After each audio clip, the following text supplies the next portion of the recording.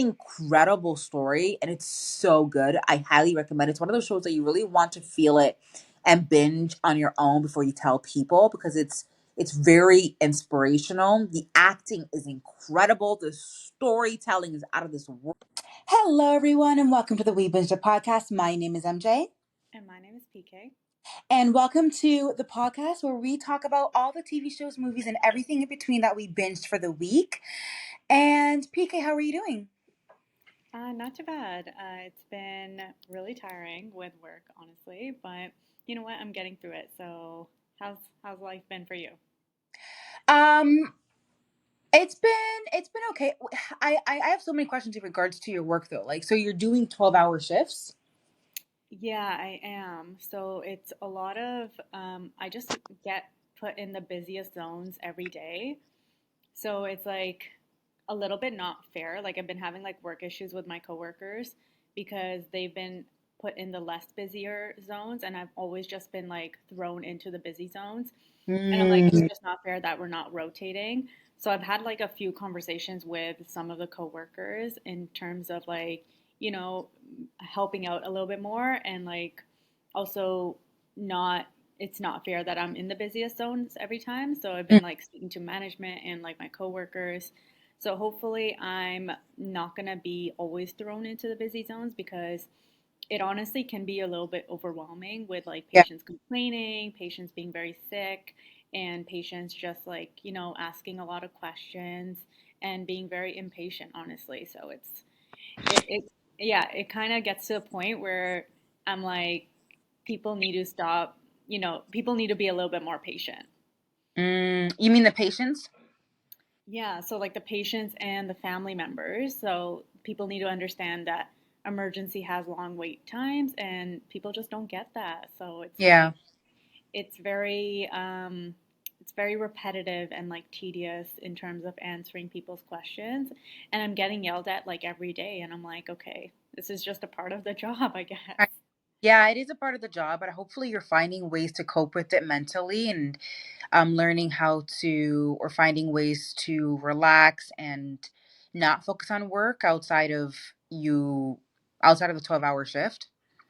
Yeah, yeah, I think I'm definitely working a lot, so I need to start like spacing up my schedule. But I don't know, I'm just picking up a lot of shifts just so I can save up. So I'm like, whatever shifts I end up getting, I'm still gonna take them. But Mm, it's just trying to definitely deal with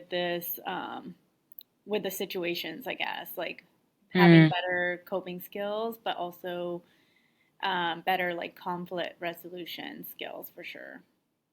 Yeah, I mean, all you can really do is just tell them that I'm sorry, I'm doing my job. I understand that you are upset. So recognizing their pain and then empathizing and then trying to listen to them. So even though they're yelling at you, I mean, all you can really say is I understand, I know our system could be better. It's not great at all, but at this Mhm. moment in time, this is what we have to work with. I empathize with what you're going through, but this is what I can do for you. And that's what I've done in the past, and that's what I currently do.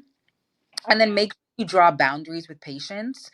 For me, like when it comes to my legal clients, I have to learn how to create boundaries with them because a lot of them love to walk all over them, and a lot of them do not know that I am only the person who's helping you with your legal needs. I am not your friend, I'm not your social worker, I'm not your psychiatrist, I'm not your punching bag, I'm not any of that.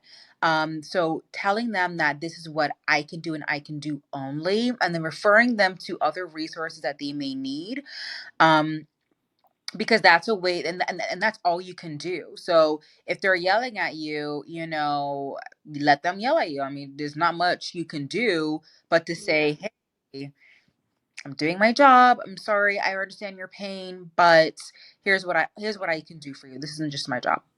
Yeah, like honestly, when people do yell at me, I just tell them that like I can't help you anymore. Mm, Like you're like this behavior is not acceptable. Like you're literally verbally abusing me now and I'm mm, just trying to do my job. So somebody else can help you. And like mm, they just walk off and I'm like, "Okay, fine. That's fine with me, honestly, because I'm not going to accept this behavior." mhm. And If you can find somebody else that can help you with this type of behavior, then that's great. But otherwise, you're not getting any help. Yeah. No, it's completely true. I mean, recognizing your worth as well and recognize what you can take. I mean, I know for me, we deal with a lot of people who we have a lot of mental health patient well clients who have a lot of mental health issues, and a lot of Mm. my colleagues say, "Oh, they're yelling, da, da, da, da," but they have a mental health issue. It doesn't matter. At the end of the day, this is what I can do for you. You yelling at me, you calling me names, you being racist or whatever it is not an excuse. Your disability is not an excuse. So I don't really care. It's unacceptable. And my colleagues love to normalize the type of behavior because that's their part, it's part of their disability. Da, da. Yeah.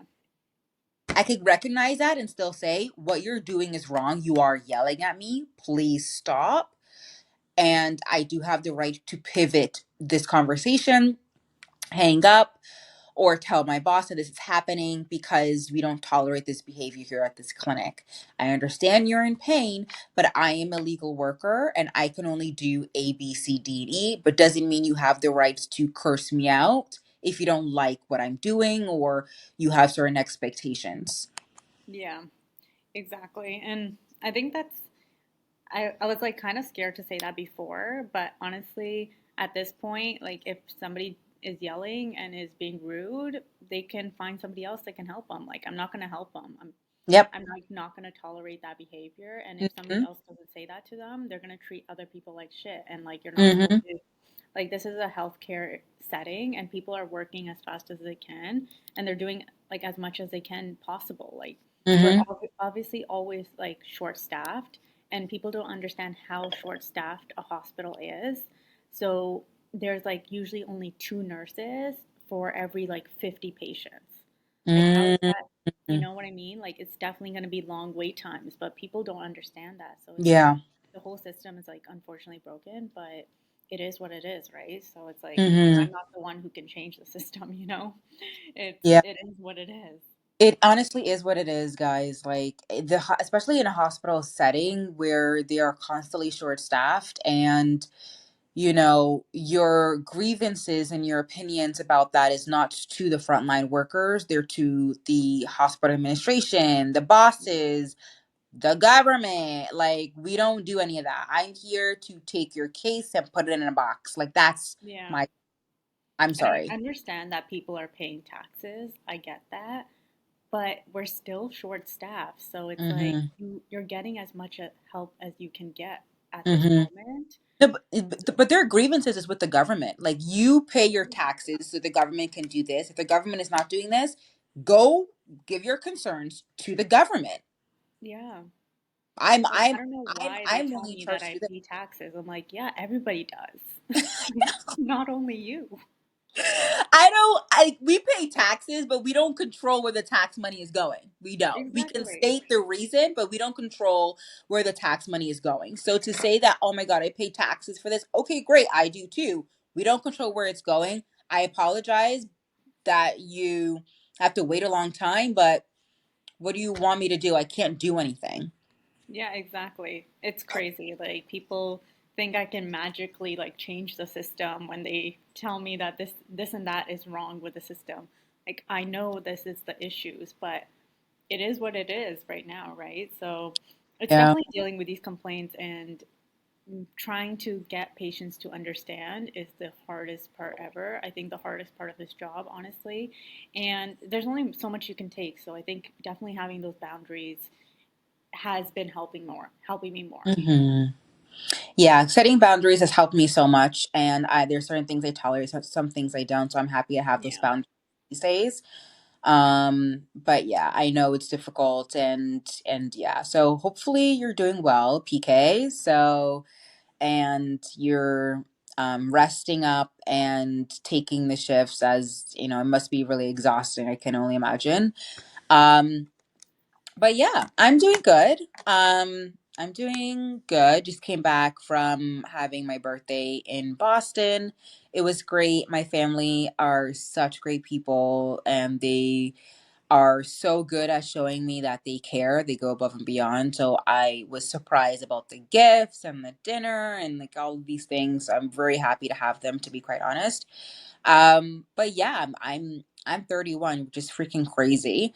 And I realized that my 30s are going to be looking much different than my 20s, and I'm going to make sure that it happened. And right now I'm in my extra AF era, which I'm trying to make sure what I feel on the inside shows externally what I feel on the outside. So for me, that might be vain, but I do want to focus on more on my external appearance. And things like that, and walking in the path that I always told myself to do more confidently and not have anything being waved in or out of that. So that's where I'm at now, but I'm doing good. So let's go into our and Pika's doing good. It looks like just working a lot. But let's go into our next segment, which is the I think it's kill, kiss, or marry. Yeah. Three male characters that we would kill, kiss, or marry. I will be talking about a show called Black Cake on Apple TV. It is very good. And out of that, there are a couple of characters that I will actually no, just one. Sorry, Oh the light just no! went off. It looks like we've lost Vicky. Yeah, It like yeah. automatically goes off. Yeah. So okay, so PK is back. So there is a character. What are you going to talk about today, PK? I'm gonna talk about Vanderpump Rules. So it's actually on Netflix. Mm-hmm. So I'm gonna talk about that. Okay. Just give me a moment. So I do have like two characters from there. There's Jax and then there's Tom. Oh wow, Black Cake has 100% of Rotten Tomatoes. It's so good. It's actually amazing. Um. Okay, so I think I'm gonna use Byron, who's played by no Bashi, who's played by Byron. Um. No, I think it's the wrong one. Oh my gosh, Selling Sunset has a new season? Yeah. So I'm definitely going to be watching that. I'll talk about that Yeah, in the me too next for the next. episode, guys. Um there's actually a few things I want to talk about in this episode. But anyways, Ahmed, I think it's Ahmed Alaj. I could be wrong, but I think it's Bashi. Oh, this might be the wrong. I think this is a character I haven't seen. What are your two characters? I guess I'll just do one. I'll do Jax from You do Vanderpump. Jax? Okay. Mm-hmm. From Do you have two? Vanderpump. I do, yeah. Um You do Jax. I think I'm gonna choose Ahmed Alaj, who's played by Gibbs Grant, I believe. Um I think it's Gibbs, or is it Byron? I'm pretty sure it's Gibbs. Anyways, Jax, Gibbs, and then who else? Um, I guess we can do Tom. Tom. Okay. Tom Sandoval. Okay. So if you look, so I'll try and bring up the picture here, but Oh if you wait, guys sorry. Let's know, do Frank. Let's do Frank. okay. So Vanderpump Rules. So here are three characters. So the cast, we are doing Tom, and then we are doing Frank. Are you watching the new season? No, I'm just starting the season, so I watched season one.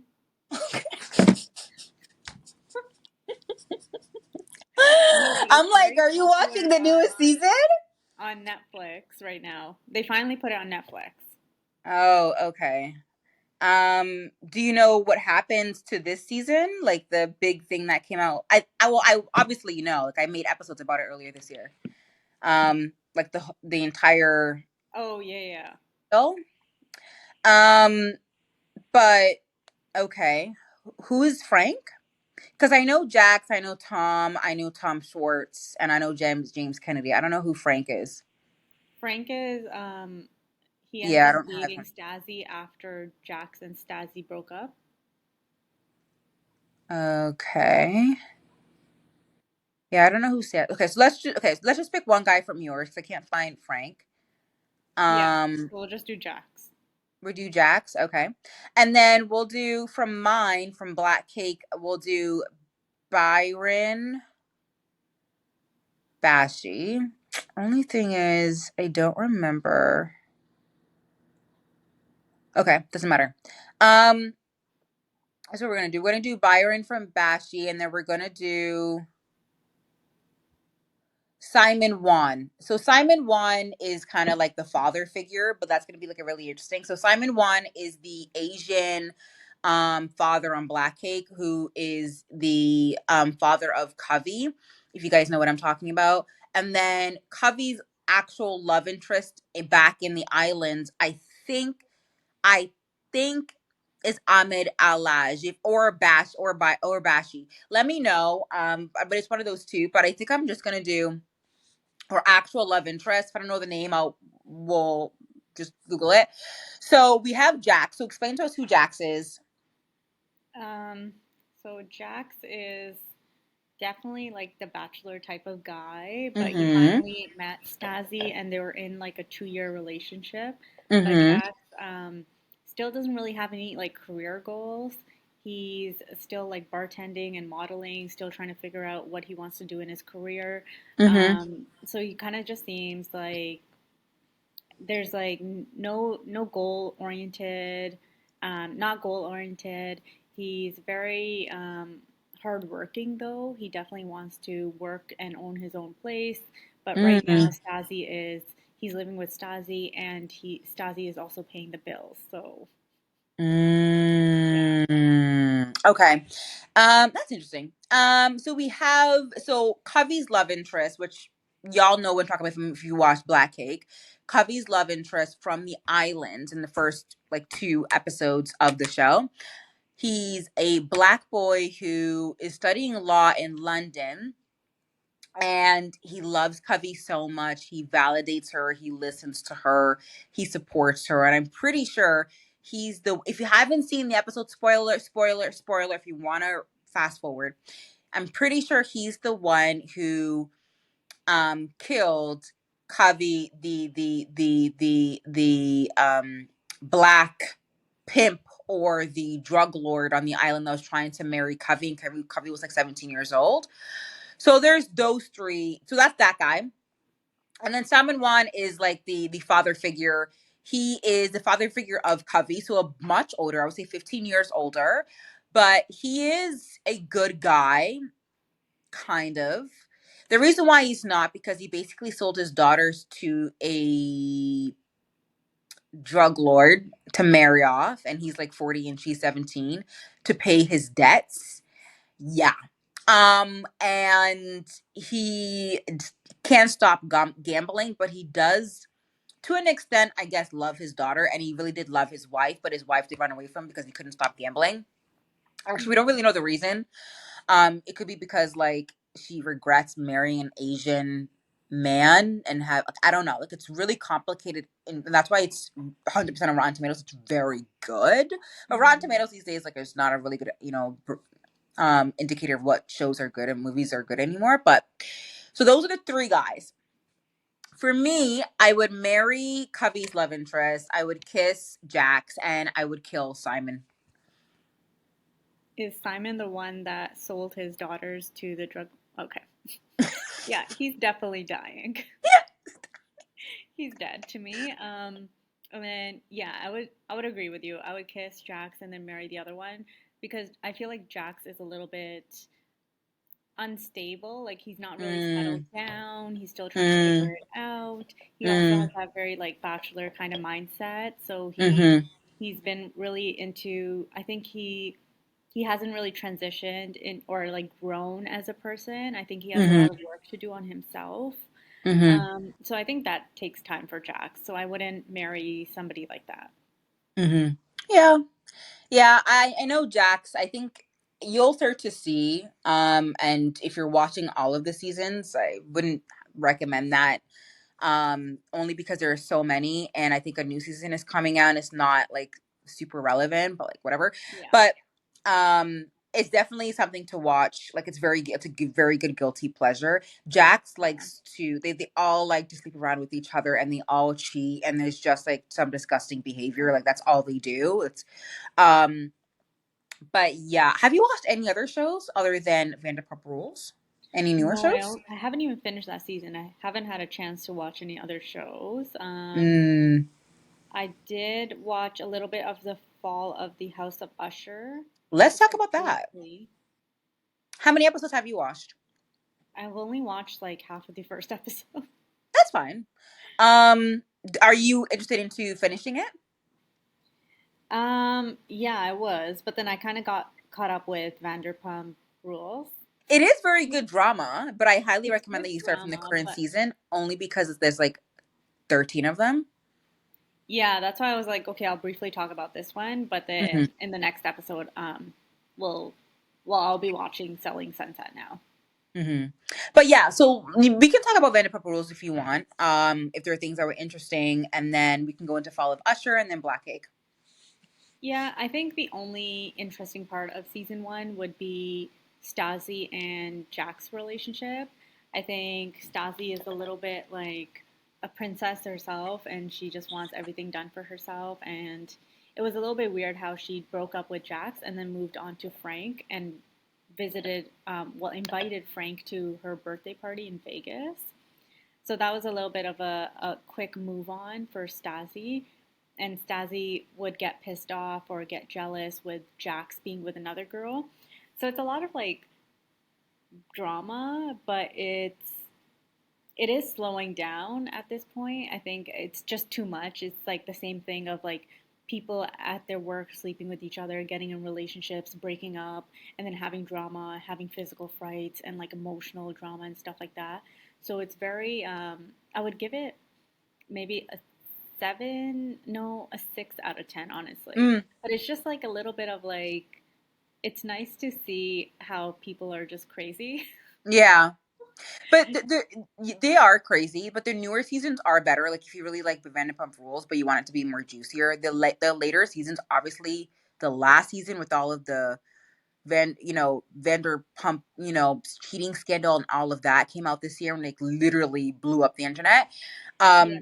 That's like more interesting. But yeah, in the first three seasons it's kind of repetitive. You follow them at the bar. They go hang out afterwards. Some of them sleep with each other. They talk about Yeah. something rude about behind their back. It's like kind of repetitive. Um, Yeah. It's but kind of like they're doing the same thing of like sleeping with each other and then getting mad that why would they sleep with them and they end and up then like sleeping with each other. So it's like, yeah. what is going on? But I don't know. I found it was like a nice show to relax with. Like Hmm. there's no thinking involved, right? Like it's just, Yeah. you can just put it on and just watch it. Hmm. Yeah, it's kind of brain numbing. It's great to Yeah. watch if you're coming from a hospital, if you're a nurse, you're a doctor. It's brain numbing. You don't have to think about it. The drama, the juiciness is there. And Yeah, that's why exactly. I kind of like another show that's kind of like that, but Hmm. that's in Charlotte. It's called Southern Charm. Also a reality TV show. Very good right now. I'm obsessed. I'm obsessed. But Ooh. we're not talking about that today. But anything else from Vanderpump Rules before we go into the fall of House of Usher? No, that's it for that. For the Fall of House Usher, I didn't really make any notes on that one, but Hmm. you want So to the go fall, ahead with yours? yeah. So let me just let people know what the show is. So it is definitely a thriller horror, and it's on Oh, have you Netflix. watched it? I watched most of the seasons, no, most of the episodes, but not all the entire season. Okay. Vanderpump Rules you can also stream on which platform? It's on Netflix now, but only two Netflix. seasons. There you go. So the Fall of House of Usher is based on siblings Roderick and Madeline Usher have built a pharmaceutical company into an empire of wealth, privilege, and power. However, secrets come to light when the heirs to the Usher dynasty start dying. So he has about Usher, the father figure, has like 10, 11 children from like all different mothers. Like each of the child has different mothers. Um, it's interesting in itself. But So the children start dying, and but once you get to episode 2 or 3, or even one, I think they even show there's like I think there was a curse that was placed upon the lineage, and that's the reason why they're all dying. I haven't finished the season, but it's very good in the sense that it's a good horror and thriller story, but it's very predictable in the sense that you know what's going to happen to each and every character because they're all going to die, but you don't know how they're going to die. So that's what makes it more interesting. You want to know how they're going to die. And also, who is talking to the police, because obviously the fall of House of Usher, like the father, the business has done some illegal things. And also, like, where did this curse come from? Like, who is this woman who's doing this curse? Carla Eugenia is in it, Kate Siegel, Ruth Codd, Bruce Greenwood is the father, Willa Fitzgerald, Mary McDonald, Samantha Sloan or Slime. So there's a lot of incredible characters that you didn't think that would be in the show. Rahul Kali, who plays Leo, incredible guy. Um, and also Tania Miller. So a lot of interesting characters come in and play this show, and it's good. But I felt like it wasn't interesting enough for me to continue watching. I mean, there are questions still I want answered, so I might finish it, but we'll see. Yeah. I found it was a little bit complicated too. I don't know. I kind of found like trying to figure out, sorry. It's okay. Yeah, it is complicated. But I think the show does such a good job at explaining why it's complicated and why you Yeah. need to understand the pieces of it. It's good that there's a lot of things going on because you're not bored of it. Like it's just Mhm. piecing everything together. It's a little bit more, it's not like mind numbing. Like you have to be Mhm. actually like active and like watching it. So I think it is Mhm. interesting. But Mhm. yeah, I didn't really find it as interesting to continue to watch, but Really? like having those like questions answered, I think that yeah, that is interesting. But I'm more of like a reality TV show kind of person. Yeah. So I It always go back to depends. those. Yeah. It depends. Like for me, I would do a reality TV if I'm really having a really rough day and Mm. I want to escape, Yeah, and exactly. yeah, I want to escape and not really I want to feel good escape, but I want to escape into like the world of like just going out and like luxury, like Exactly. Yeah. that's why I would watch those shows. But yeah, I would say the Fall of House of Usher did a really good job of like the monologues Mm. from the father who plays Bruce Greenwood. The first couple of episodes are incredible. They're really, really good. But after that, it's like, I don't know if you want to finish it. But the first two episodes were really good. I love the monologue with with Bruce Greenwood, and also the guy who plays the detective, Carl Lumbly, about how Mm. lemons turn into lemonade in the business. Mm. How a product then spins. It's like it's really incredible. It's really interesting. But yeah, but that's that show. Anything else you want to say about that show? No. Okay. So we're going to go into Black Cake, which honestly is freaking incredible. Like, you know, when there's a show where a show does several things, right? A show can tell a story, it can inspire, and with that, there may or may not be good actors. There may or may not be good storytelling. But this has all of that and more. It moves you. It really moves you. And the story, it is extremely relatable because I do think there's a lot of people who were in the island who actually experienced this, or their parents or grandparents experienced this story of being in the islands, being in Trinidad, and being in all those places, and then wanting to escape and move to London for a better life. And the UK, the immigration from the islands to the UK is very much facts. So throughout history, a lot of Black people, a lot of them were from the islands. Um, so the show is very good. It's on Apple TV. It is a drama. But it's also it's very much a drama. It's very not like super dramatic like Tyler Perry TV shows, but also not very dramatic like it's like think of Grey's Anatomy but better. Like think of that but better in terms of the drama. It's very compelling, but not too dramatic, if that makes sense. So it's based on so it's called this is what the show is about. Eleanor Bennett loses her battle with cancer, leaving her children a flash drive that holds untold stories and secrets of her journey from the Caribbean to America. The stories shock her children and challenge everything they know about their family's origin. So it's based on the two children realize that their mother died.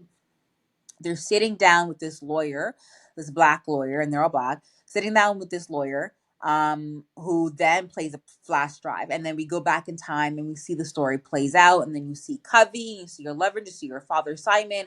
It's an incredible story and it's so good. I highly recommend it. It's one of those shows that you really want to feel it and binge on your own before you tell people because it's very inspirational. The acting is incredible. The storytelling is out of this world.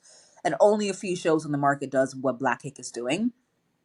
Um, so yeah, I love it. It's very good. But I do have to be in that type of mindset to continue watching it because a lot of it sometimes is heartbreaking to hear a lot of what Covey has went through and this person has went through, being sold, um, not physically sold, but forced to marry somebody against her will. Um, Going through a train crash where she almost died, like all of these things, it's really harrowing, but it's very inspirational. Yeah, it sounds very like relatable, especially for immigrants that are have been moving from third world countries to U.S., Canada, trying to get a better life for them. I know that they have a lot of like obstacles and stuff, so it does sound Hmm. interesting. And if the acting is like really good, it definitely sounds like a great show. No, the acting is very good. Too good to be in to be in Zach's, and I'm gonna state it right here. I'm gonna state it right here and say this show will get an award. An Emmy? This an Emmy. This Yeah. show will get an Emmy or a Golden Oh Globe. wow. This show is that good. Wow. And the producers of this show is actually pretty cool too. I think Oprah Winfrey is a producer of this Oh wow. show. Um, It sounds really I good, but I don't. You're saying the acting's really good, so yeah, then I think it would be a phenomenal show yeah, I do think it's gonna get an award. It's gonna get because an award. of the relatability aspect too. I feel like that really connects you to, the audience. They can connect it to the audience. So, It's so relatable. They're pulling from facts of history, like things that have yeah, actually happened, but you can tell that somebody actually went through this, or you can tell like thousands of hundreds of Black, Asian immigrants went yeah, through this as well. So yeah. it's very I incredible love because they're when not only stories Black, they're and also. shows are based on true stories. Is it a true? It's a true story, right? I'm not sure if it's a true Oh, story, but you can tell that if this happened to somebody, it didn't just happen to one person. It must have happened to a lot of people. mm-hmm. Um, and you just feel for the main character. It's like Mm, the main character. She's played by a girl, and she's incredible. I don't even know. I don't want to know her age because I like not knowing about who she is in real life because that would taint my view of her as a character. mm, yeah. So good. I would Yeah. say okay. I would rate it 8.5 or 9 out of 10. Oh wow. If you're really into drama, Mm, 9 out of 10. Horror and thriller, I would say follow. Fall of Hisher. Yeah, Yeah. I would say it's an 8 out of 10 because it is scary at times, but it's not really a scary show. It's more of a thriller. Yeah. Um, but it is scary at times because the father is haunted by something, and that pops up in the show, and I'm like, oh my god, Yeah. that's scary. I feel like But I would give it a 7 just because I'm not into thrillers, but I know you yeah, are more into I thrillers. am, So, especially in October. That's literally most of what I watched. It was very yeah. good. I would say, yeah, I would say like a 7.5 out of 10. Mm. Mm-hmm. But yeah, is there anything else you want to say, PK? No, I think that's it for this Okay. episode. That's right, guys. Before we end off, I do want to say we are not putting out audio episodes on anywhere you're listening on audio episodes. We've made that conclusion only because it's really hard for us to put out audio episodes. So we're focusing on video format, so horizontal and vertical video format. If things, we'll try and figure out how we're going to do that. But right now, we're just so busy, and this is just what works for us. We're still researching on how to better create audio and videos episodes for you guys. Until then, hopefully, I apologize, we apologize, but yeah. So with that being said, don't forget to subscribe. Don't forget to hit that follow button. Don't forget to leave a comment. We will love, and leave a like. Would like to hear what you guys have been watching and what you guys think about the shows that we're recommending, um, and that we've binged. But yeah, please do hit that subscribe button, guys. We're trying to grow by the end of December. And we put out episodes each and every week on a Sunday, every week, or Monday, depending on how busy we are. Every week we do that. We're trying to be consistent for you, and for us, and for you. Thank you so much. Bye. Hi.